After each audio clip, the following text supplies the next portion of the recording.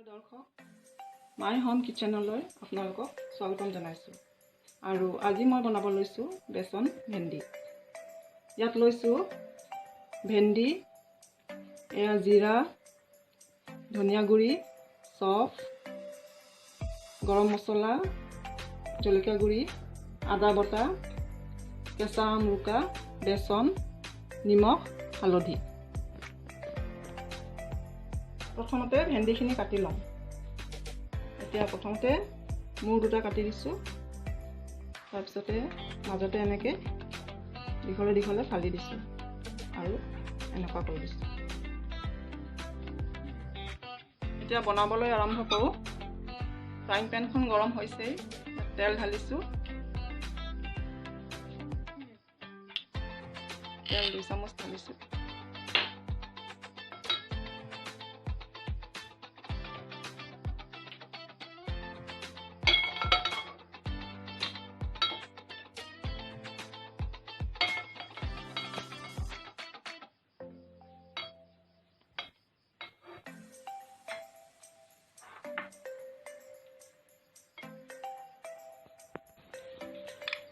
ইয়াতে জিৰা ঢালিছোঁ।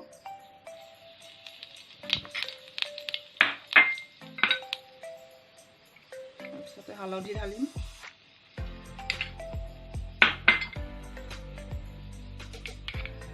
ধনিয়া পাউডাৰ,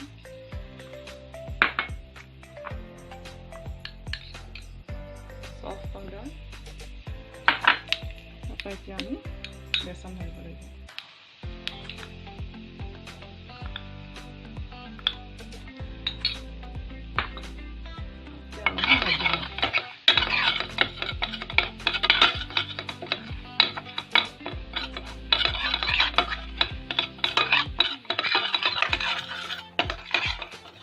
বেচনখিনি ভাজা হৈ গৈছে অলপমান। এতিয়া ইয়াতে ভেন্দিখিনি দি দিম।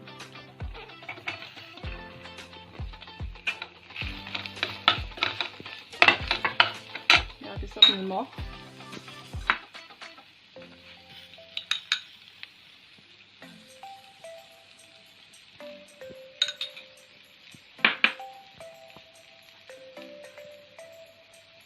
এইখিনি আম ৰুকা, তাৰপিছত আদা বটা,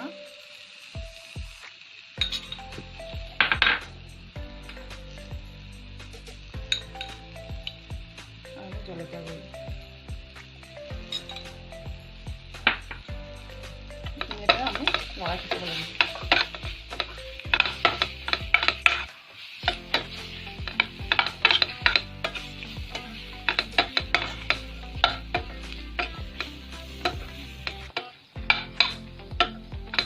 এতিয়া এনেকৈ মছলাখিনি যেতিয়ালৈকে ভেন্দিত মিল হৈ নাযায় তেতিয়ালৈকে আমি অকণমান মিলাই থাকিব লাগিব।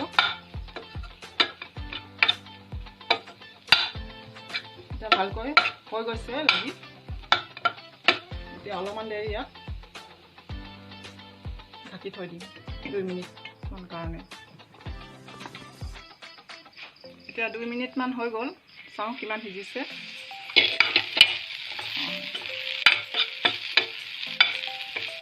কিন্তু আৰু অকণমান লাগিব সিজিবলৈ, আৰু অকণমান ঢাকি থৈ দিছোঁ।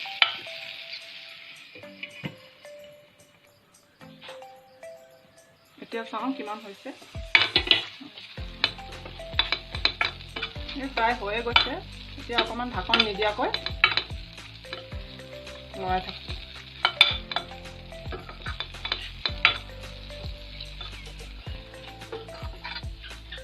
এতিয়া হৈয়ে গৈছে এইটো। আৰু শেষত আমি গৰম মছলা ঢালি দিম ইয়াত।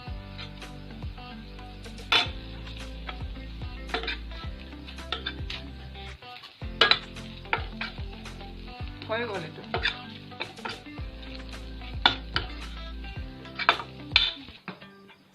এয়া বেচন ভেন্দি ৰেডি হৈ গ'ল। আৰু আপোনালোকেও বনাই চাব পাৰিব এনেকৈ ঘৰত। অতি সহজে বনাবলৈ আৰু কম সময়ো লাগে। আৰু আপোনালোকৰ যদি ভিডিঅ'টো চাই ভাল লাগিলে লাইক কৰিব, শ্বেয়াৰ কৰিব আৰু কমেণ্ট কৰিব। ধন্যবাদ।